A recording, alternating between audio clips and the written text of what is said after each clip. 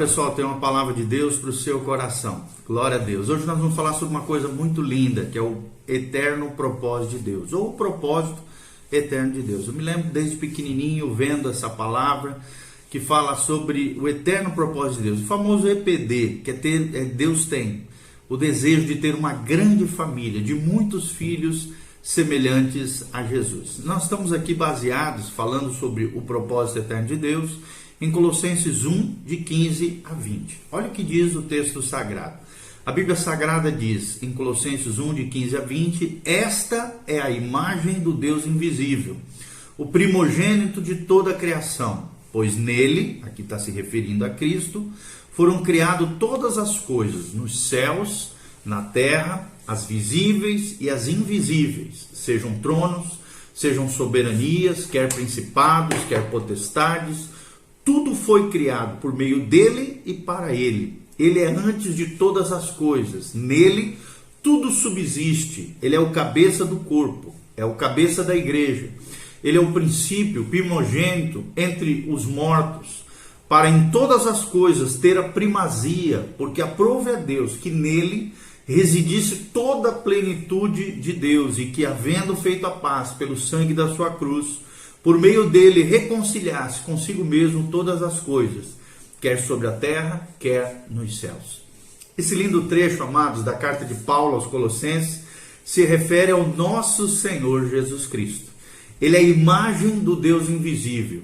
E como vemos na parte em destaque desse versículo, foi do agrado de Deus que nele habitasse toda a plenitude do próprio Deus. Efésios 1, de 9 a 10, diz, por todo o universo nós vemos uma marca sensível do Criador, em quem, como diz em Efésios, tudo subsiste, ou seja, é Ele quem conduz tudo como planejado, até que faça, como diz aqui em Efésios, convergir nele, na dispensação da plenitude dos tempos, todas as coisas, tanto as dos céus como as da terra. E quanto todas as coisas lhe estiverem sujeitas, submissas, então o próprio Filho também se sujeitará aqui, aquele que todas as coisas lhe sujeitou, para que Deus seja tudo em todos, é o que diz 1 Coríntios 15, 28. Então, se pudéssemos resumir em poucas palavras, a essência de todo esse texto lindo da Bíblia Sagrada, do eterno propósito de Deus, poderíamos usar a afirmação feita em Paulo aos Colossenses, transcrita que nós já falamos no início aqui desse vídeo, e repetida também aos irmãos lá em Roma. Em Romanos 11:36 ele diz, porque dele e por meio dele e para ele são todas as coisas, a ele pois a glória eternamente. Amém. O que nós queremos dizer com tudo isso, meus amados? Logo vem as dúvidas existenciais do homem, que se pergunta de onde veio, para onde ele vai e por que você existe, eu existo, nós existimos. Só podem ser compreendidas essas perguntas se considerarmos que o homem, bem como todo o universo, existe para refletir a glória do Senhor. Deixa eu repetir, você nasceu para a glória do Senhor. E como Deus é amor, sua glória não é excludente, é includente. Pelo contrário, ela nos inclui e nos une a quem? Ao próprio Deus. Assim, todo o trabalho de Deus, mesmo após o homem haver pecado, é no sentido de nos unir novamente a Ele, como filhos do Pai Eterno, como habitação do Espírito Santo, como corpo de Cristo e a sua noiva gloriosa. Louvado seja o nome do Senhor. A obra de Cristo na cruz do Calvário, ainda que tremenda e grandiosa, não representa o propósito eterno de Deus, mas sim o meio pela qual nós fomos perdoados, justificados e salvos da condenação do pecado, que nos mantinha separados do Senhor Santo. E fomos então, pela graça de Deus, incluídos na morte e na ressurreição do Senhor, para que novamente, unidos a Ele, o propósito eterno de Deus pudesse ser alcançado. Por essa razão, meus amados, Paulo afirma com tanta convicção, lá em Romanos 8, 38 a 39, nem a morte, nem a vida, nem os anjos, nem os principados, nem as coisas do presente, nem do porvir, nem os poderes, nem a altura, nem a profundidade, nem qualquer outra criatura poderá nos separar do amor de Deus, que está em Cristo Jesus, o nosso Senhor. Na verdade, meus irmãos, como seres limitados que somos, nunca compreenderemos totalmente o propósito de Deus até que o vejamos cumpridos lá no céu. Mas podemos buscar na palavra e pedir revelação do seu doce Espírito Santo para termos uma noção, um vislumbre, um flash da sua glória, desse mistério, podendo assim ordenar, organizar, alinhar a nossa vida segundo o plano de Deus, que vem sendo revelado aos homens de forma progressiva, crescente, ao longo dos séculos. E a pergunta que surge aqui é: como é que Deus vai alcançar o seu propósito? Como é que Deus alcança o seu propósito? E quando falamos desse propósito eterno de Deus, esse propósito eterno é que Deus seja tudo em todos e que estejamos para sempre unidos a Ele, glória a Deus. E precisamos entender como é que Ele revela esse propósito aos homens e como é que Ele vai alcançar o seu objetivo. Como é que se desenvolve então a revelação do propósito de Deus? Então nós vamos falar sobre isso agora, o desenvolvimento da revelação do propósito. Em primeiro lugar, Deus quer ter uma família, uma família. Se olharmos, por exemplo, para Gênesis 1, 26 e 28, nós vemos claramente Deus falando do seu propósito e de como ele desenvolveria esse propósito eterno. Ele diz: façamos o homem à nossa imagem, conforme a nossa semelhança.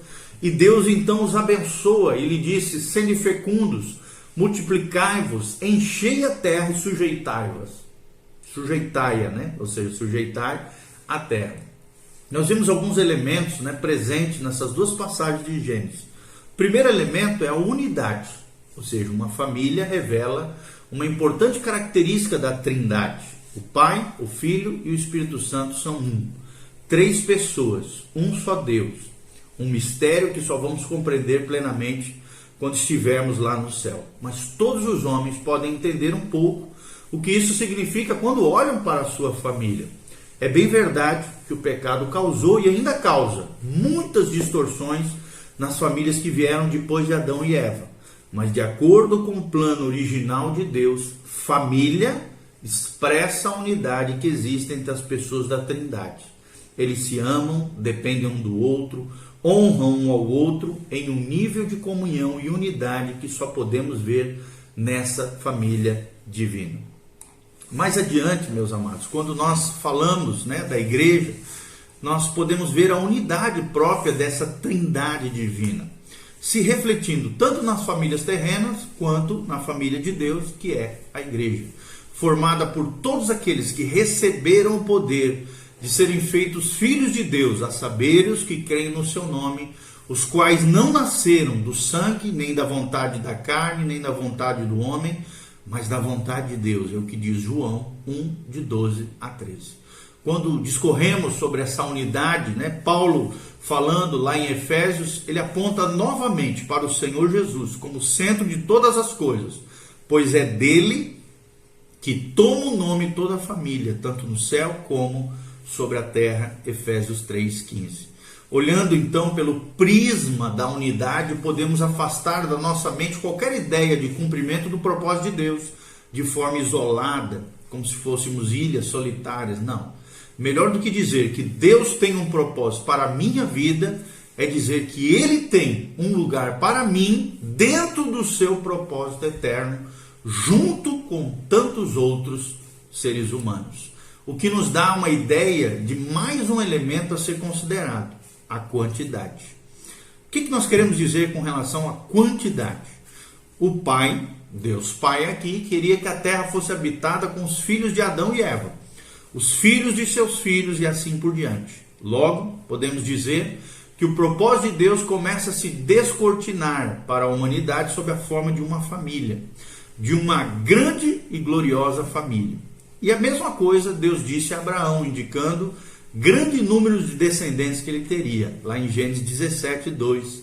Lembre-se do que Jesus fala também, Deus fala em Gênesis 12, em ti serão benditas todas as famílias da terra. Outra coisa que tem a ver, além da quantidade e além da unidade, é a qualidade.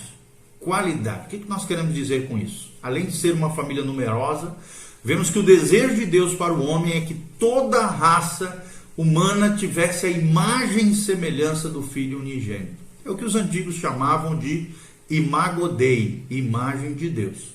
E a Bíblia diz lá em Romanos 8, 29, porquanto aos que de antemão conheceu, também os predestinou para serem conformes à imagem de seu Filho, a fim de que ele seja o primogênito entre muitos irmãos. Além da unidade, além da quantidade, além da qualidade, também a Bíblia fala de finalidade, um telos, um fim, uma finalidade, um objetivo de Deus. No texto de Romanos 11, 36, depois de dizer que tudo é dele e para ele, Paulo acrescenta uma expressão que tem grande significado. A Bíblia Sagrada diz, a ele, pois, a glória eternamente. Assim, quando falamos em tudo que Deus providenciou para atingir o seu propósito eterno, não podemos perder aqui, amados, a finalidade de tudo. Qual é a finalidade? A sua glória, a glória de Deus. Isto elimina qualquer desejo ou pensamento humanista, ou seja, desejo centralizado no homem. O desejo aqui é a glória de Deus, a glória que Deus já possuía antes de existir este mundo e que vai continuar existindo por toda a eternidade. Nos inclui nesse tempo presente para sempre, por causa do Espírito Santo que habita em nós para manifestar a vida de Cristo. Ou seja, quanto mais nós manifestamos a vida de Cristo, mais a glória de Deus se manifesta em nós. Segundo destaque que nós queremos dar é uma casa. Além da unidade, Deus também quer nos dar uma casa. Casa é um lugar de habitação, é um oikos, que significa lar em grego, ou casa, lugar de comunhão. A livre comunicação de Deus com o homem no Éden demonstra a intenção do Criador em ter comunhão com as suas criaturas, o desejo de estar entre eles e de ter comunhão com eles, no meio deles, no seu interior, habitar no espírito do homem. O pecado faz separação entre Deus e o homem, que escolheu, quando o homem vive independente de Deus.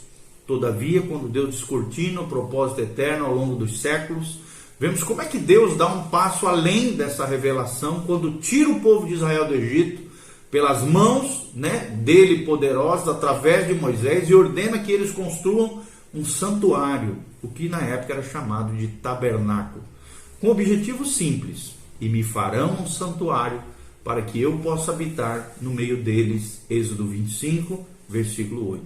Logo adiante, nós veremos o que a igreja é de fato, esse lugar de habitação de Deus. Mas não podemos deixar de apontar para o que Paulo diz lá em Efésios, demonstrando que o que vimos até agora e falamos até agora, ou seja, a família e o templo. Efésios 2, 19 e 22, a Bíblia diz assim: já não sois estrangeiros e peregrinos, mas concidadão dos santos, e sois da família de Deus, edificados sobre o fundamento dos apóstolos, dos profetas, sendo Ele mesmo, Cristo Jesus, a pedra angular, no qual todo edifício bem ajustado cresce para santuário dedicado ao Senhor, no qual também vós juntamente estáis sendo edificados para a habitação de Deus no Espírito. Então, além de uma unidade, além de uma casa, a Bíblia também fala de um corpo. Quando o Verbo eterno, nosso Senhor Jesus, abriu mão da sua glória, Filipenses 2, de 5 a 11, para se tornar homem como nós, ser humano, servo, encarnou, todos puderam ver nele e ouvir tudo aquilo que até então era apenas sombra, apenas algo, uma nuvem de profecias anunciadas na lei e pelos profetas, eram apenas sombras. O Deus invisível agora podia então ser visto e ouvido pelos homens, que com ele podiam se comunicar livremente. As mãos que criaram o universo agora tocavam pessoas doentes, pecadores, crianças, trazendo as bênçãos dos céus e uma geração perdida a uma geração perdida e sem esperança. O Deus eterno agora tinha um corpo humano, que pleno do Espírito Santo e poder andou por toda parte, fazendo o bem e curando a todos os oprimidos do diabo, porque Deus era com ele, é o que diz Atos 10, 38. Sem a presença de Jesus entre os homens, o máximo da revelação de Deus acerca da sua caminhada com a humanidade era o santuário, o tabernáculo ou o templo. Com a presença dele, o que era figura de habitação de Deus entre os homens, tornou-se uma realidade. Não mais um templo de pedras, mas um templo vivo, que falava e fazia tudo que o Pai lhe ordenava.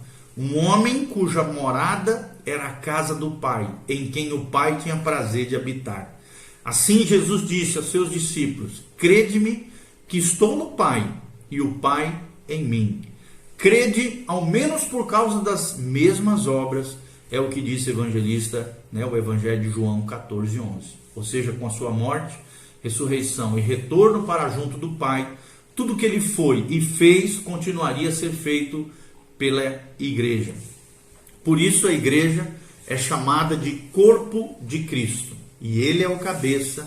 Nós somos os membros ligados uns aos outros em amor, todos ligados ao cabeça que é Cristo, funcionando pelo poder do Espírito Santo, da mesma forma como Jesus fez enquanto esteve em Israel.